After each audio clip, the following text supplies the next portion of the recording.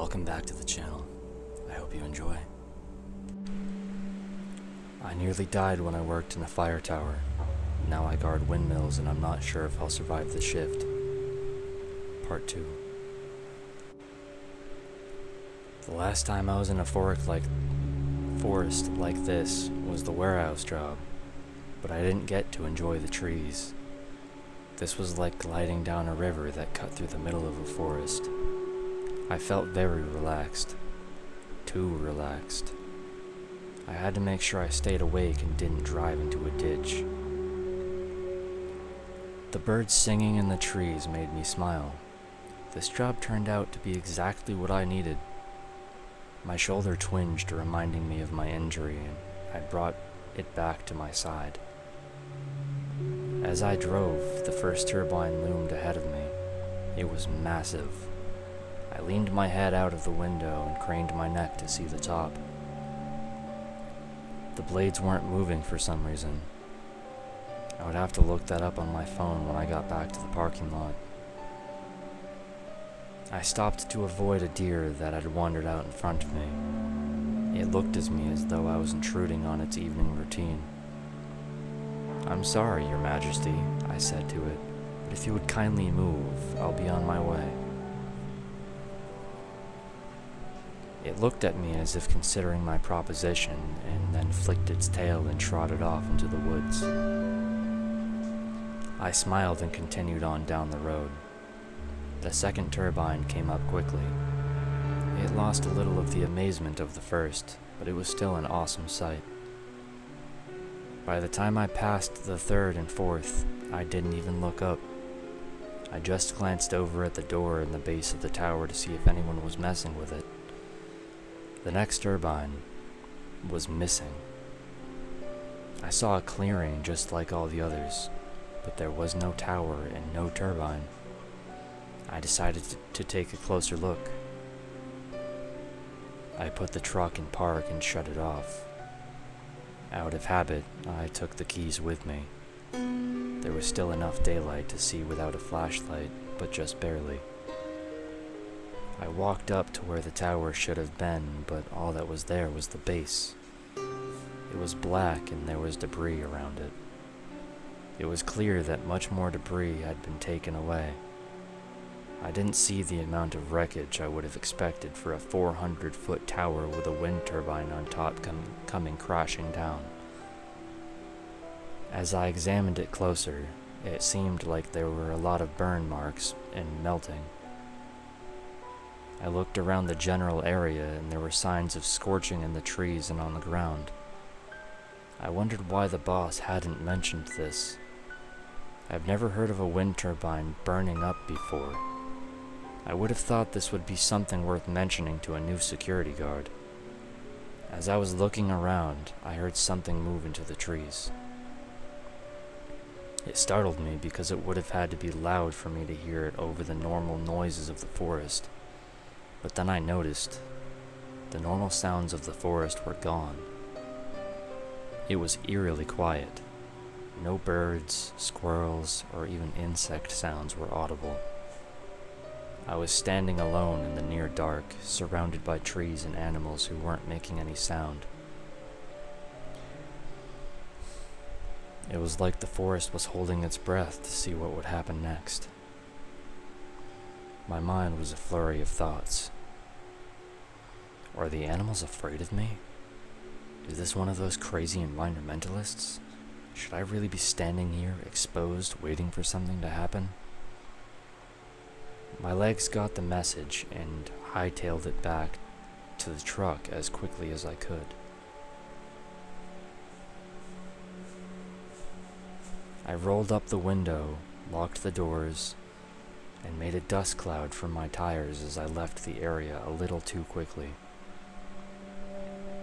When I got to the next turbine, my adrenaline had bled off and I was feeling silly for letting myself get scared like that.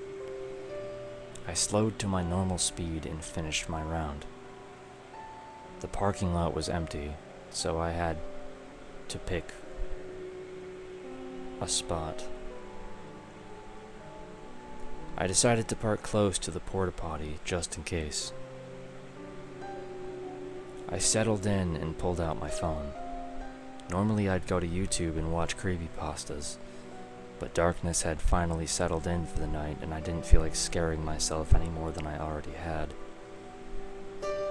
There were a few security lights in the parking lot near the building and at the far corners, but once I started around, the only light I had was what I took with me. Maybe I could convince the boss to mount one of those strips of LED lights on the front of the truck. This would be one of the few legit reasons I have. Every time I pass a car or truck on the highway with those lights blinding me, I have the strong urge to get a 1,000,000 candle power spotlight and shine it in their eyes. At least, that's what it feels like they're doing to me. I scrolled through Netflix, looking for a show to watch.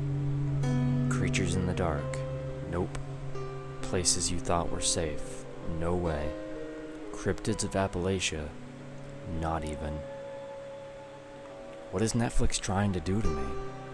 If I watch Black Mirror, will it go straight to an episode where a security guard gets horribly mangled in the forest? Comedies. I'll watch The Office. It's not on Netflix, of course. As soon as I want to watch something, it's gone. Sometimes I wish Blockbuster would have bought Netflix when they had the chance. I'll open up my Kindle and read a book. This one looks good. One by One by Michael Kelso. A crime fiction set in a prison. An hour into my book, the alarm on my phone goes off. Time for another round. Wow, that went fast. I set the phone aside and checked the glove compartment for a flashlight. Fortunately, one was there.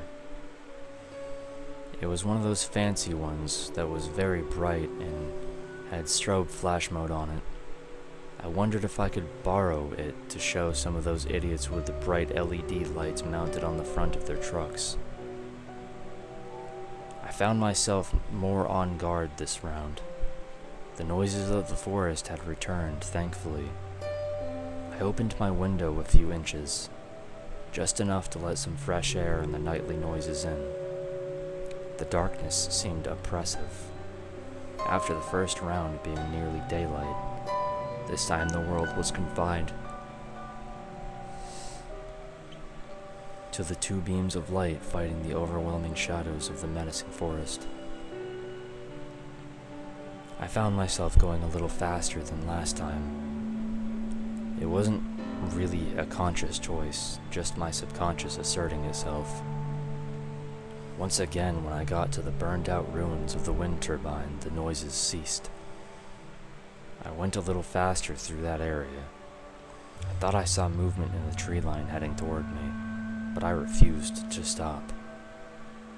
I justified it by telling myself there was no working turbine here to vandalize. A little rattled, I finished my round quickly, nearly bumping my head on the ceiling of the truck a couple of times from bouncing down the dirt road much faster than I should have. When I came out of the forest, I welcomed the bright lights and relative safety of the parking lot.